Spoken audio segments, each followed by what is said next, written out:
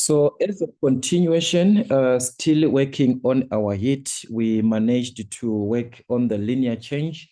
This time we are going to continue working with the area as we have our solids. Remember, we say dealing with solids, all dimensions are affected, length is affected. So we managed to work with the part of length where we are dealing with the linear dimensional change, anything measured in meters, millimeters, centimeters, kilometers. We are dealing with the length, width, diameter, radius, like I said. So area expansion, meaning to say we are dealing or we are working with the area of the given solid, the section that is the cross-sectional area. As we've got a solid, guys, there's a cross-sectional area that you are referring to. We are just going to take a piece of that solid. Then we work with the area. So the area, we must know, guys, are we talking about the cross-section, which is a rectangular cross-section? Are we talking about a square cross-section? Are we talking about a triangular cross-section? Are we talking about a circular cross-section? We must go back to the areas of each in order to determine the original area that you start with. It is the area initially for the shape that you are given. So that is what we must consider for area expansion. So as it was for those linear dimensions, we worked with a linear coefficient. We worked with the coefficient of linear expansion. Because we are dealing with area, we must work with the coefficient of area. So that is what we are going to consider in this case. So we are going to refer or to consider the coefficient of area, the coefficient of area expansion. So the coefficient of area expansion is going to be beta. So other textbooks, they neglect the part of area. They just jump from linear to the volume, since the major part is volumetric change of solids. But this part of area is important because a solid also has a cross-sectional area. It has a cross, so the part of the area, that is the one that we need, the cross-section of a solid. So we're going to use beta. So for those textbooks that do not work with area, they use beta when they deal with volume. So it depends, guys, with the textbook that you're working with, all right? So like I said, the coefficient of area expansion, which is our beta, as it deals or as it works with area, it is the change in area per unit degree change in temperature. All right, so this one, right, let me write down, is the change in area this time. The change in area per unit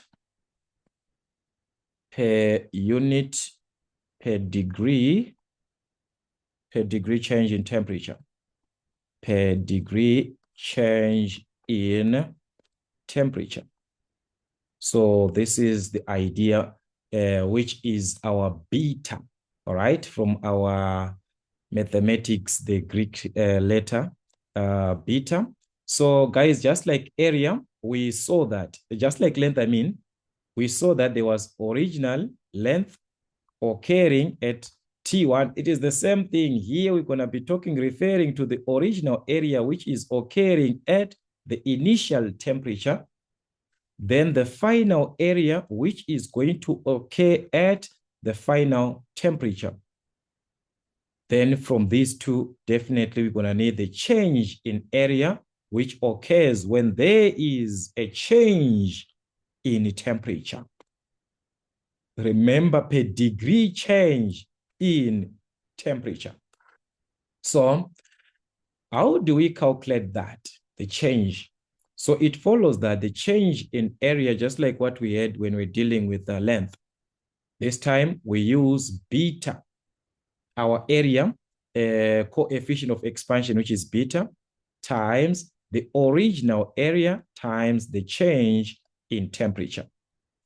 But this beta that we are seeing here can be related from the linear expansion that we had, which is our alpha. Remember, the linear. It can be related from there. So beta is equal to 2 alpha. So meaning to say someone can use 2 alpha instead of this formula. You can use 2 alpha times original area times the change in temperature. As we do understand, guys, the change in temperature, final minus initial, just like what we had in our previous class. So this is it.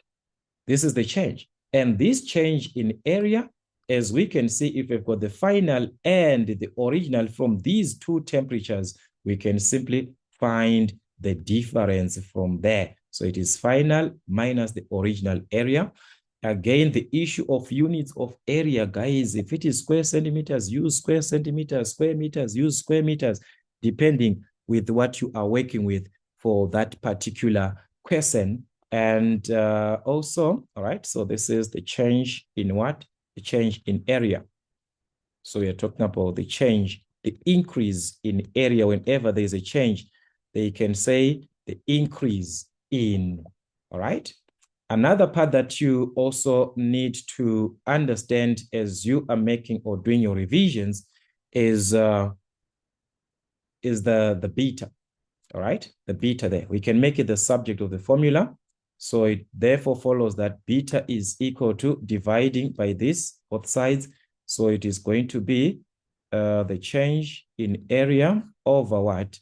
The original area. So it's over the original area times the change in temperature. So guys, you can make adjustments in place of the change in area. You put that to say change in area is final minus what? Minus original. Guys, it's up to you, the way that you understand from there. So these are the considerations that we are going to be having. I'm not going to mention much because we have got these denotions in our previous class. We know that where we've got a 1 that is initially corresponding with the original value for area, 2 for the final, the change for the change in area. So questions can be given with respect to this section. We can be given questions that are following. Okay, let us consider 1 or 2 examples here. So if we are to consider these questions that we are having, the first one, it is a direct. Let us just consider these questions, guys. A brass sheet with sides 500 millimeters. If they give you that these are the sides, they are not mentioning any other side. These are the sides. It means it is in the form of a square. So we are given when we are dealing with that section of a brass, it is actually a cube. We are dealing with a cube. All right. So a cube, meaning to say we are dealing with a solid. That's a solid that we have there. But the importance is the cross section. Remember, a cube. It is from a square. All right. The drawing part, guys, you are the ones who can have it better. Something like this. Something like this. That's a cube. So the cross section is of a square. These are the sides that you are given. 500 millimeters, 500 millimeters, 500. That is the idea of what you are given there. At this temperature, so meaning to say originally at a temperature of what? 280 Kelvin. It has a linear coefficient of expansion of, so we are also given the coefficient of linear. This is the linear coefficient, alpha. We are not given area, which is beta, we're given alpha. So that's 20 times 10 to the exponent of negative 6 per Kelvin.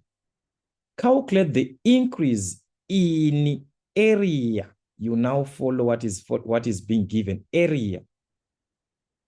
The increase, meaning to say the change. What is the change in area? If the temperature increases to this one, that's our T2. This is not by, it's 2. It's now to that value. So we are given T2 then of 399 Kelvin. Remember, this is per Kelvin, so we're just going to use our values as do not even worry, guys. Even if you subtract, it won't affect anything. So these are Kelvins as they are. Continue with your values as they are. Okay? So we are dealing with the area here. Take note, the change in area, the increase in area, so it must be obtained from the cross-sectional area of this cube that we are given. What is the cross-sectional area of the face? Only the face. This face. Only the cross-section that we are seeing there. So that's where we're going to have our original area at that temperature initially given. Remember, original temperature is always at what? At T1. So it's a square. How do you calculate side times side? Just like that.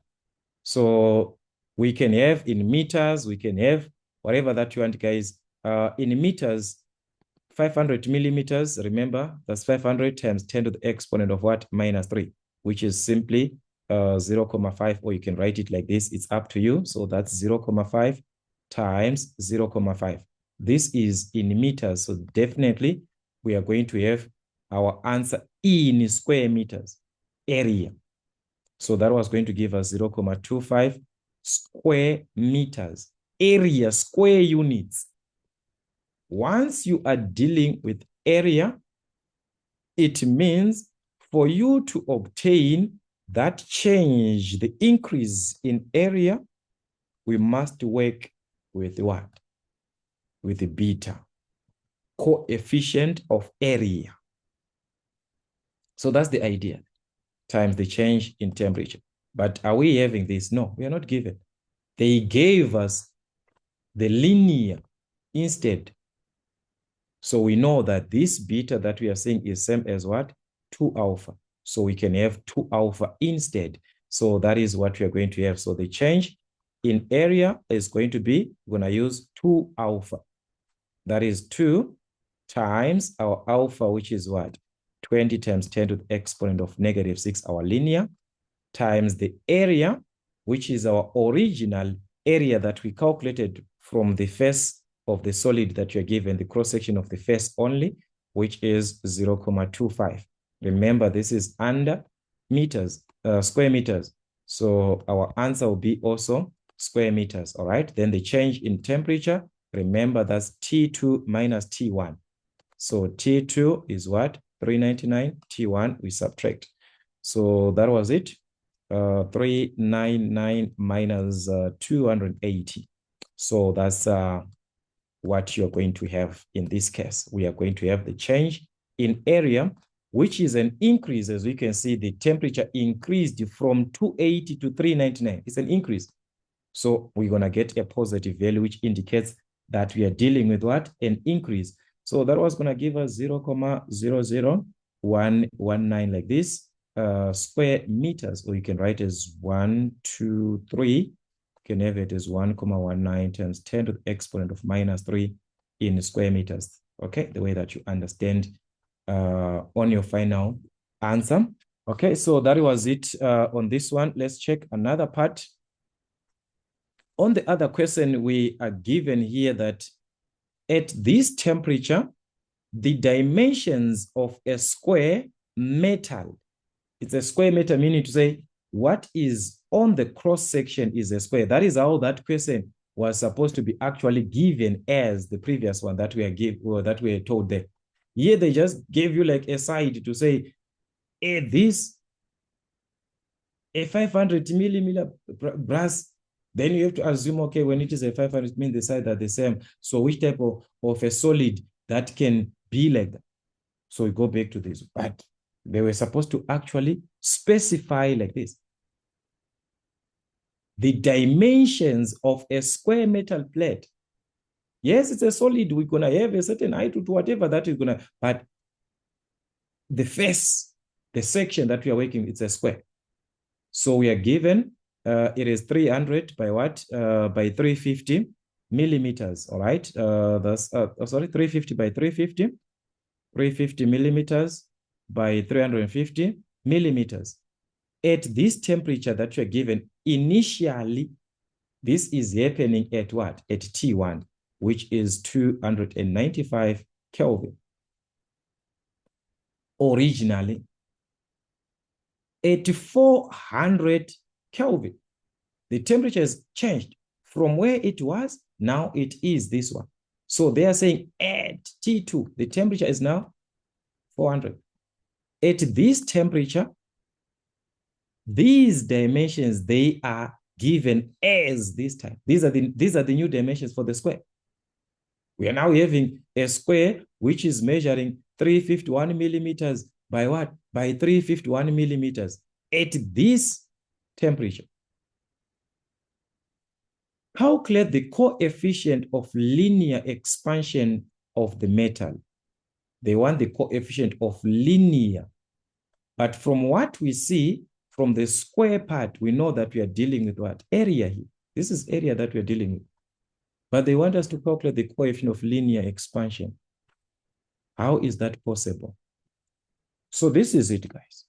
At T1, we are going to have the original area. At T2, we are going to have the final. Remember, they correspond T2 with final area. Let's have that one now. For now. So what is our original area? So our original area, as we have our 350, we're just going to have the product of this one, 350 by 350, or you can have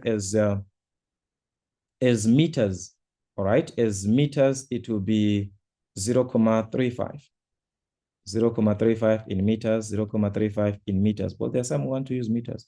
So meaning to say, our original area, side times side, we're just going to multiply this guy 0.35 squared, which was going to, all right, which was going to give us, or let's just leave it like that, guys, because this one is going to give us a lot of values here. Let me just leave it like this, in square meters. Then here, if you do the same thing, this is 0.351. So meaning to say the final area from side times side was going to be 0.351 squared. So we've got the final area from there. And also we have got the original area. All right. So the major part is we need the coefficient of linear, which is alpha. But on our formula, we say the change in area is equal to beta, where beta is equal to 2 alpha like this. So it was either you were going to work with the beta, then for you to have the alpha, you're going to divide by 2 on your final answer now for you to have alpha.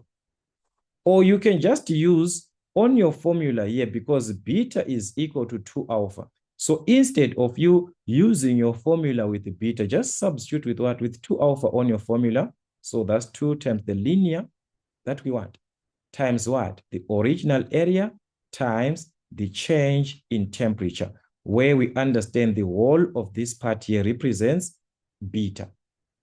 So as we need the alpha, this one. So let us make alpha the subject. As you can see, it can be like that direct. And this one is direct. So alpha was going to be what? We have to divide. So that's the change in area over what? That's 2 times the original area times the change in temperature. So remember, the change in area is the difference final minus what?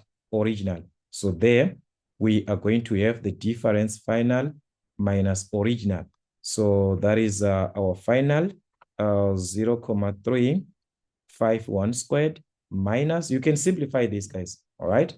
The original 0.35 squared. Everything over what? Everything over 2 times original So that's 2 times the original, do not forget, 0.35 squared times the change in temperature. So if we go to the change in temperature, they gave us T2, they gave us T1. And we understand this is T2 minus what? T1. 400 minus 295, just like that. So that was going to be 400 minus 295, like this. So this was going to give us the linear expansion. And as we do understand, these, okay, let's check. These temperatures are given in what? In Kelvin. So we're just going to write our answer as per what? Per Kelvin. Per Kelvin. So that's it. We can simplify this one. So let us just have our calculator. I want you to see what was going to happen, and you just need to make some adjustments on your calculator. 0.351 squared minus 0.35. All right, that's 0.35 squared, everything over 2 times 0.35 squared times the difference, which is 400 minus 295. So we are going to obtain these values. You can see there are a lot of zeros there. So remember, the basic unit that we can use is times 10 to the exponent of -6 per watt, per Kelvin. So to have that one, I said you multiply by the opposite. On your answer, you multiply by what? 10 to the exponent of 6, like this. So it was going to give us 27,2. All right, this one is going to change this one. Okay, we can even fix to 3 decimal places so that you properly see. So it's 27,25. So that's it. All right, so let's hope. Okay, I knew it's going to be like this. Anyways, guys, you know, let me stop.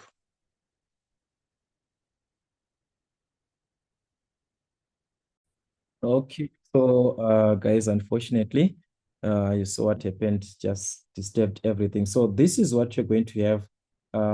Lucky enough, we're done with this class. So you're going to take this value as it is, that's 27,25. Remember, I said it must be times 10 to the exponent of -6 per watt per Kelvin. So this one is the basic part that made us the multiplication of times 10 to the exponent of -6 to have it on our answer. We had to multiply by its opposite. When I'm saying the opposite, guys, I just hope you understand me. To say when it is a negative here, what you multiply with, you put a positive. All right. It is a negative here, but what are you multiplying with? With a positive. So it is that way. You just change what you want on your answer, oppose it to what you do on the calculator. You're done. So let's do revise as many questions. We shall see that we shall see more questions, in our next classes till we meet again.